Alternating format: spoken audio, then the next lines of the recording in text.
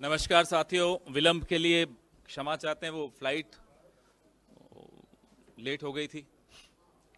हमारे सामने जो आपके बैठे हैं मेरे साथी अजय राय साहब, मेरे मित्र प्रदीप नरवल जी, को इंचार्ज उत्तर प्रदेश कांग्रेस कमेटी के, और जाने माने चेहरा आपके सामने है इमरान मसूद साहब का स्वागत करते हैं। ज़्यादा समय नहीं लेते हुए मैं प्रदीप भाई से आग्रह करूंगा कि प्रेस वार्ता की शुरुआत करें। मैं सबसे पहले स्वागत करता हूं मीडिया के सभी बंधुओं का। साथियों, आप लोग जानते हैं कि उत्तर प्रदेश में किस तरह भारत जोड़ो यात्रा के बाद एक व्यापक माहौल बना और आज उत्तर प्रदेश के लगभग सभी नेता और पूरी जनता एक बात मानती है, यदि कोई पार्टी उत्तर प्रदेश में विपक्ष का रूप निभा रही है वो कांग्रेस पार्टी है। तो आज अजय राय जी यहाँ पर हैं, पवन खेड़ा जी और हमारे भाई इमरान मसूद जी यहाँ पे हैं जो पूर्व में विधायक रहे हैं। तो मैं पश्चिमी यूपी का प्रभारी होने के नाते, सह प्रभारी होने के नाते इमरान भाई का स्वागत करता हूँ। और ये सिर्फ एक शुरुआत है। आने वाले दिनों में आप देखेंगे कि किस तरह पूरा उत्तर प्रदेश की जो जनता है और नेता है, दोनों ही लोग कांग्रेस पार्टी की तरफ देख रहे हैं और बहुत बड़ी बड़ी संख्या में कई बड़े नेता भी आने वाले समय में कांग्रेस पार्टी में आएंगे। और आज इमरान भाई यहाँ पे आए हैं तो मैं बहुत लंबी बात ना रखते हुए स्वागत करते हुए अपनी बात को समाप्त करता हूँ। धन्यवाद। अब हमारे पीसीसी प्रेसिडेंट अजय राय जी। सभी सम्मानित हमारे मंच पे बैठे हमारे नेतागण, पवन खेड़ा जी, नरवाल साहब, इमरान मसूद जी जो आज पार्टी में जिनकी सदस्यता हो रही है, और यहाँ उपस्थित सभी मीडिया के साथियों, भाइयों और बहनों, मैं सबसे पहले अपने मजबूत साथी का, भाई का पार्टी में स्वागत करता हूँ। और निश्चित तौर से ये एक मजबूत व्यक्तित्व के व्यक्ति हैं और लगातार आम जनता की आवाज़, आम जनता की बात को उठाते रहते हैं। ऐसे व्यक्ति की हम सबको ज़रूरत थी और अपने परिवार में आए हैं, परिवार में इनका स्वागत है।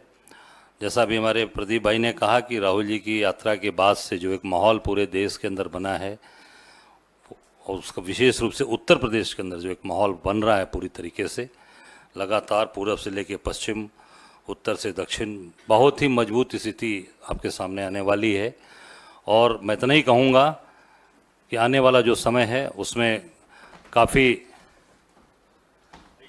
मजबूत लोग हमारे साथ ये लोग आने वाले हैं, और उसमें हर वर्ग, और मैं कहूँगा कि हर मजबूत जो लीडर हैं वो कांग्रेस की तरफ देख रहे हैं।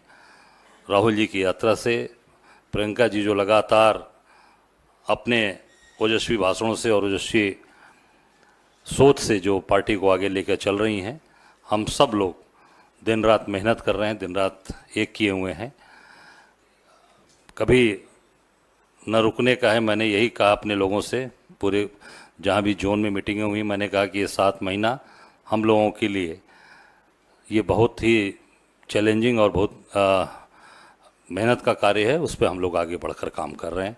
मैं इमरान मसूद जी का स्वागत करता हूं और अभिनंदन करता हूं। हमारे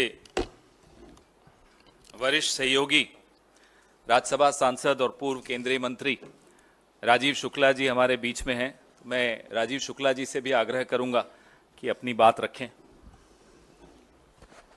देखिए, कांग्रेस का कारवां बढ़ता चला जा रहा है और आपने देखा होगा कि पहले हिमाचल की जीत, फिर कर्नाटक की जीत, अब हम कम से कम 4 राज्य जीतने जा रहे हैं, जिनमें मध्य प्रदेश, छत्तीसगढ़, तेलंगाना और राजस्थान, जो रिपोर्ट जिस तरह की आ रही है।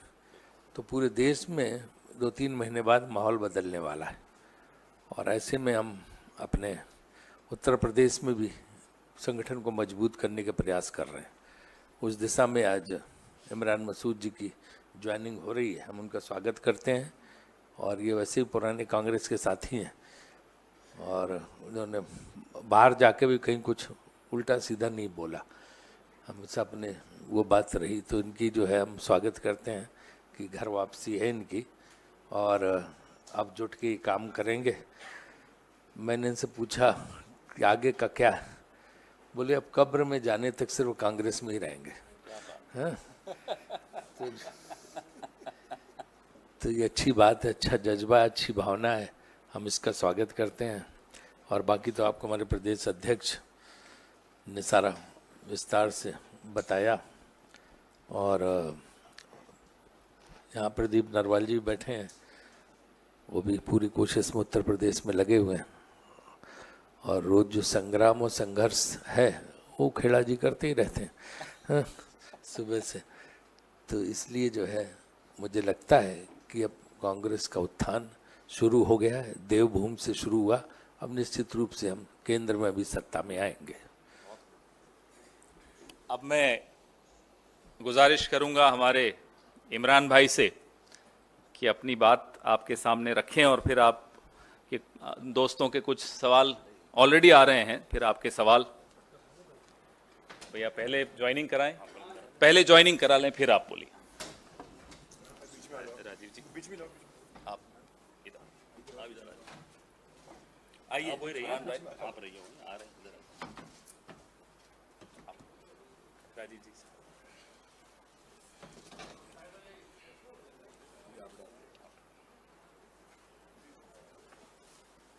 बहुत खूब, स्वागत। शुक्रिया, शुक्रिया।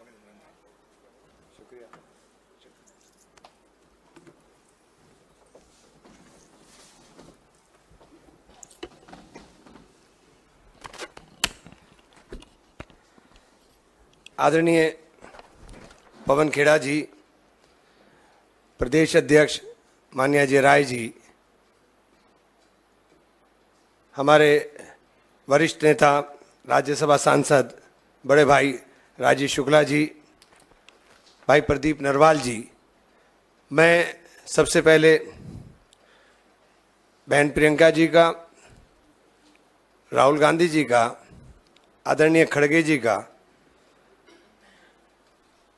केसी वेणुगोपाल साहब का हृदय की गहराई से आभार व्यक्त करता हूं कि मुझे कांग्रेस के अंदर सम्मिलित करने का मौका दिया। आज के इस हालात में, जिस हालात में हमने कांग्रेस को ज्वाइन करने का काम किया, चूँकि राहुल जी की यात्रा के बाद पूरे देश में एक माहौल बना और मैंने दूसरी पार्टी में रहते हुए भी इस बात को कहा था कि राहुल जी परिवर्तन के वाहक हैं और देश की राजनीति के अंदर परिवर्तन लाने का काम करेंगे। और वो असर उसका हिमाचल के और कर्नाटक के चुनाव में दिखाई दिया, जब प्रियंका जी ने जाकर के प्रचार किया और प्रचंड बहुमत के साथ दोनों स्टेट में सरकार आई और अब 4 स्टेट में इंशाल्लाह और आने जा रही है। अभी राजीव भाई ने मुझसे सुबह ही पूछा था, तो मैंने ये बात बताई थी कि मैंने कार्यकर्ता जितने लोग हैं, मेरी ताकत हैं, इनके वजह से ही मैं पार्टी छोड़कर गया था। और मैंने मीटिंग बुला करके अपने सब लोगों को, 8-10 हज़ार आदमी था सहारनपुर में, पूछा था कि आप लोगों ने मेरा जो पेंडुलम बना दिया, अब बताओ मैं क्या करूं। अब आप कह रहे हो कि मैं कांग्रेस में चला जाऊं, लेकिन मैं चला तो जाऊंगा, लेकिन एक वादा आपसे लेना चाहता हूं कि अब मेरे साथ कोई आप जुल्म ना करना, चूँकि अब मैं मानूंगा नहीं और ये तय है कि अगर अब कांग्रेस में जाऊंगा तो फिर कब्र तक कांग्रेस के अंदर रहूंगा। तो ये वादा लेकर के, ये बात मैंने आपको सुबह बताई थी, तो ये वादा लेकर के हम लोग आए थे। चूँकि जब मैं कांग्रेस छोड़ के गया, मैं तब भी कांग्रेस छोड़कर जाना नहीं चाहता था। और राहुल जी और प्रियंका जी का जो स्नेह मेरे साथ रहा, मैं उसका सदैव ऋणी रहूँगा। और मैंने इस बात को 12 बताने का भी काम किया। आज कांग्रेस के अंदर सम्मिलित होने पर मैं हृदय की गहराई से फिर धन्यवाद करना चाहता हूं। ख़ास तौर से मैं प्रियंका जी से भी, मैंने क्योंकि अभी तक मेरी मुलाकात नहीं हुई, जिस दिन मुलाकात होगी तो शर्मिंदगी के साथ माफ़ी भी मांगूंगा, क्योंकि उनके साथ मैंने गलत किया था और शायद उनकी जगह मैं होता तो माफ़ भी ना करता किसी को। बहुत मुश्किल होता है जब आप किसी पर बहुत यकीन करो और वो बीच में छोड़कर चला जाए। तो इसलिए मैं बहुत बहुत धन्यवाद, बहुत बहुत शुक्रिया। अब आपके सवाल।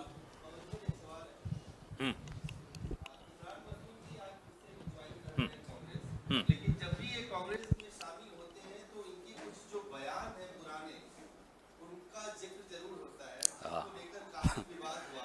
देखिए फिर आज इमरान मसूद जी ज्वाइन कर रहे हैं तो वही चीजें फिर दोहराई जा रही हैं, क्या कहेंगे? देखिए, उनकी नीयत भी फिसल जाए तो चर्चा नहीं होती, यहां जबान फिसल जाए हो जाते हैं बदनाम। तो अब आप उन लोगों से सवाल करिए जिनकी नीयत फिसली हुई है, जो देश पे की सत्ता संभाले हुए हैं। जबान फिसलने वालों को आप बार बार बदनाम कर देते हैं। यहां देश आहत हो रहा है, त्रस्त हो रहा है, परेशान हो रहा है उन लोगों से जिनकी नीयत फिसली हुई है।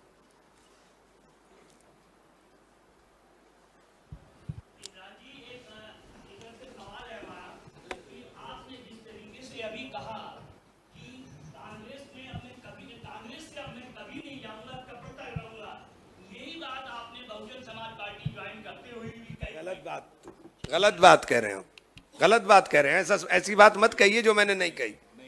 जो मैंने नहीं कहा आप मत कहिए, आप गलत बात मत बोलिए।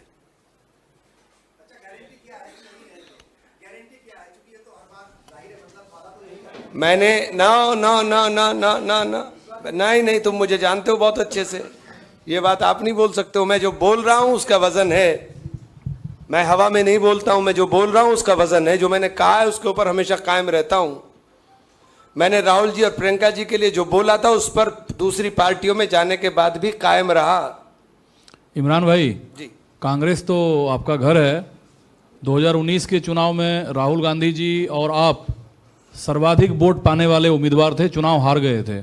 इस बार सहारनपुर से चुनाव लड़ेंगे आप कांग्रेस के ये टिकट निर्णय पे? तो पार्टी का है साहब, इसमें तो मेरा कोई इख्तियार नहीं है। अध्यक्ष जी बैठे हुए हैं मंच पे। तो ये निर्णय पार्टी का है।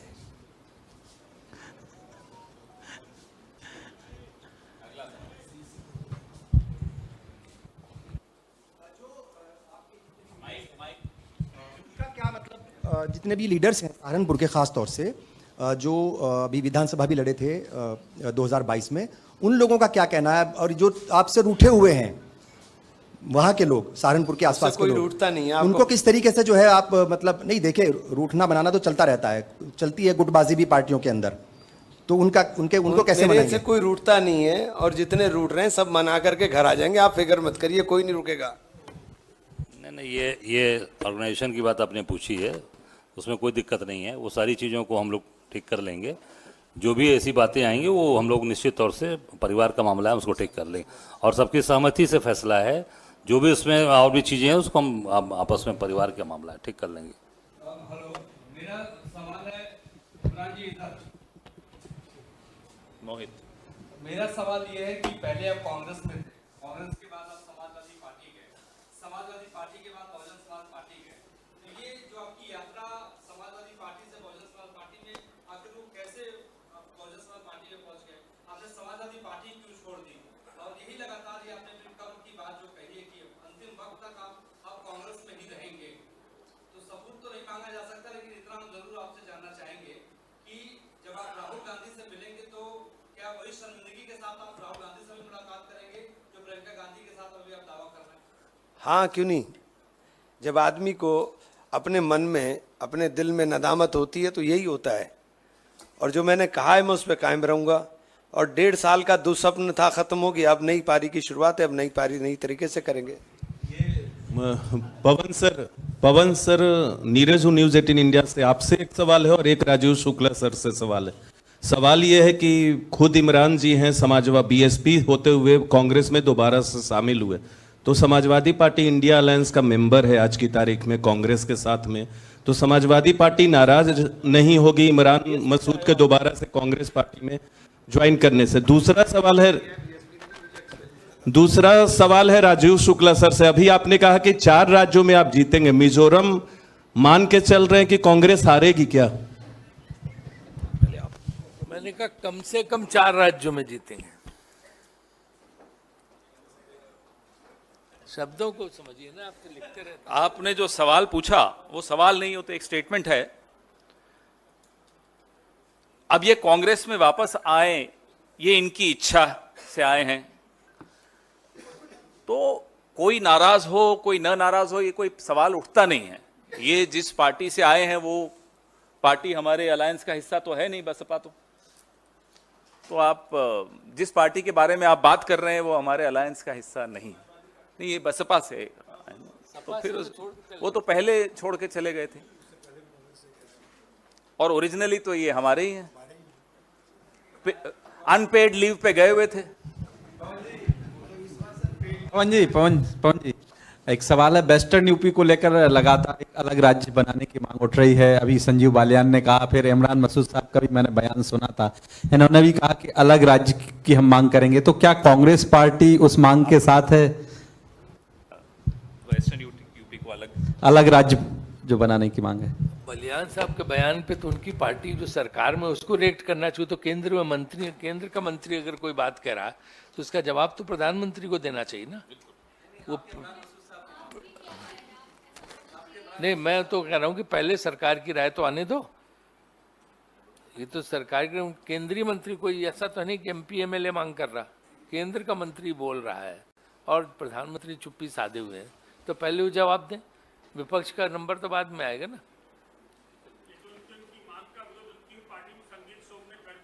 वही मैं आपको कह रहा हूँ कि पहले जब उन्हीं की पार्टी को रिस्पांस नहीं दे रही, उनकी सरकार केंद्र में और प्रदेश में भी।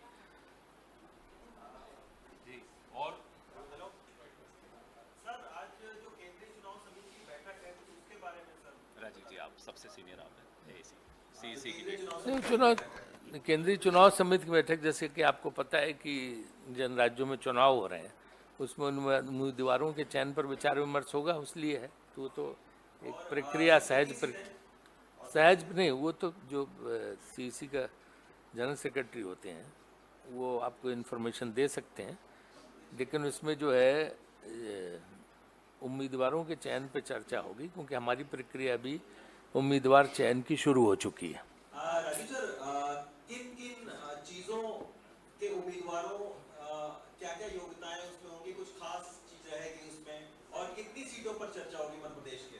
नहीं, वो तो उस समय जो पहली सीट है वो कब तक, वो देखिए ये जो पहली सूची है वो कब तक आने की उम्मीद है? मेरे ख्याल से ये जिम्मेदारी अब सीसी पे छोड़ दीजिए कि वो अपना एक कितने सीट करते हैं, कितना कर पाते हैं। उनका पूरा एक, आपको पता है, एक फोल्डर होता है, फोल्डर में सबका डिटेल होता है, सबकी क्वालिफिकेशन होती है, उसके पिछले चुनाव के एक डॉकेट पूरा बनाया जाता है, उस लिहाज से होता है, उसमें सारी जानकारियाँ होती हैं। हम मजबूत से मजबूत और बेहतरीन उम्मीदवार हर जगह देंगे। धन्यवाद। माइक दो भैया इनको।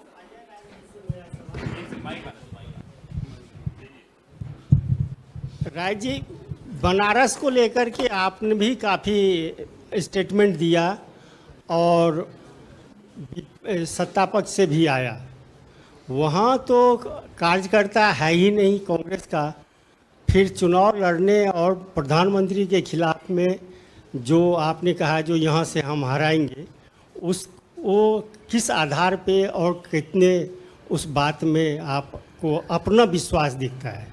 देखिए, कांग्रेस के कार्यकर्ता देश और प्रदेश के हर शहर में हैं, हर जिले में हैं, और काशी विश्वनाथ की बाबा की नगरी, वहाँ शुरू से कांग्रेस का वो स्थान रहा है।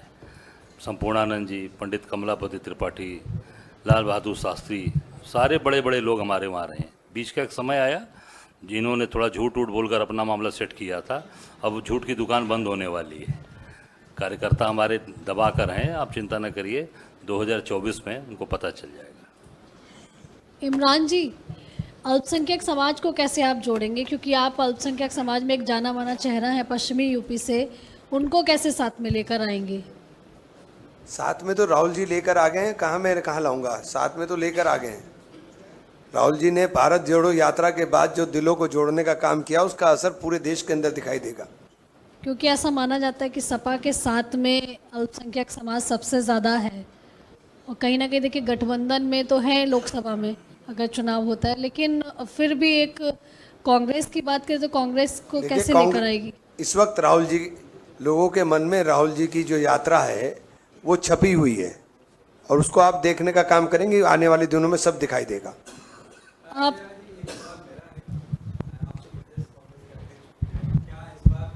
उस उसी सीट से अमेठी से राहुल गांधी को चुनाव लड़वाने की तैयारी पार्टी कर रही है। ये देखिए, आप लगातार अमेठी को देख रहे होंगे और वहाँ की जनमानस, वहाँ के लोग बहुत ही परेशान हैं। आम जनता की आवाज़ है। राहुल जी लगातार वहाँ से सांसद रहे, गांधी परिवार 40 साल वहाँ से सांसद रहा, कभी भी वहाँ पर बनाने का काम किया, बिगाड़ने का काम नहीं किया। बना बनाया अस्पताल गरीबों की मदद कर रहा था, आम लोगों की मदद कर रहा था, उसको अनावश्यक रूप से उसको बंद करा दिया सरकार ने और पूरी उसके लाइसेंस कैंसिल करा दिया। वो तो मैं माननीय उच्च न्यायालय को धन्यवाद देना चाहूँगा कि उनके आदेश से वो आज चल रहा है, गरीब आदमी का इलाज हो रहा है। कांग्रेस वहाँ हमेशा बनाने का काम क्यों, आम जनता की डिमांड है, क्योंकि राहुल गांधी जी ने कभी झूठ नहीं जनता से बोला, कांग्रेस ने कभी झूठ नहीं बोला। क्या चुनाव के समय क्या कहा आपने देखा होगा स्टेटमेंट स्मृति ईरानी जी का, 13 रुपये किलो चीनी मिलेगा आपको, कमल का बटन दबाओ 13 रुपये किलो चीनी ले लो। ये क्या वोट केवल जनता को हरमाने के लिए? हम लोग निश्चित तौर से वहाँ की आम जनता आवाज़ है, बम्पर वोट से चुनाव जीतेंगे, आम आदमी की आवाज़ है ये।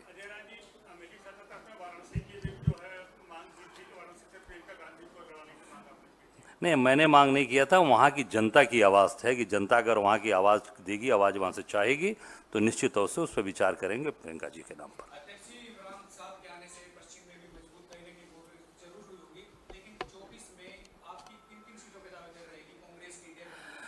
देखिए ऐसा है, मैं प्रदेश अध्यक्ष हूँ और प्रदेश अध्यक्ष के नाते हम 80 सीट की अपनी तैयारी कर रहे हैं। हम 80 सीट पर अपना काम कर रहे हैं और उस पर निर्णय लेना राष्ट्रीय नेतृत्व का काम है कि गठबंधन में किस सीट कितनी किसके पास जाएगी। प्रदेश अध्यक्ष के नाते मैं पूरे 80 सीट पे पूरी मजबूती से काम कर रहा हूँ। एक सेकंड राजीव जी। देखिए, इंडिया गठबंधन बना है और बहुत अच्छी तरीके से उसकी बैठकें हुई हैं और बहुत अच्छा काम चल रहा है। विपक्षी एकता हमें काफ़ी मजबूत नज़र आ रही है, तो इसलिए जो सीट शेयरिंग है उसका काम जब चुनाव नज़दीक आएंगे तब शुरू होगा। तो ये चीज़ आला कमान पे छोड़ी जाती है। आला कमान बाकी जो इंडिया गठबंधन के लोग उनसे विचार विमर्श करके सीट तय करेगा। पार्टी अपनी जगह अपना काम हर जगह करती रहती है, क्योंकि पार्टी को संगठन पूरे प्रदेश में खड़ा करना होता है, पूरे देश में खड़ा करना होता है। तो अपना संगठन खड़ा करने का काम करते रहेंगे। बाकी सीटों का चयन पार्टी हाईकमान बाकी दलों के साथ जो इंडिया गठबंधन है मिलकर करेगी।